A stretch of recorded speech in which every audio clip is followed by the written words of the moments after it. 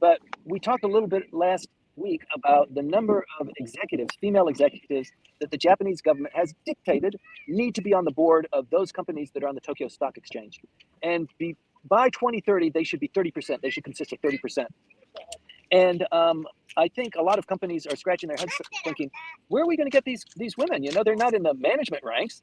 They're in the kacho and kakaricho ranks, and we need to bring them up. And so they came up with a better idea of, rather than promoting these women from within the companies to sit on the board, because they're not there and they haven't been trained and they haven't gone through the rigors.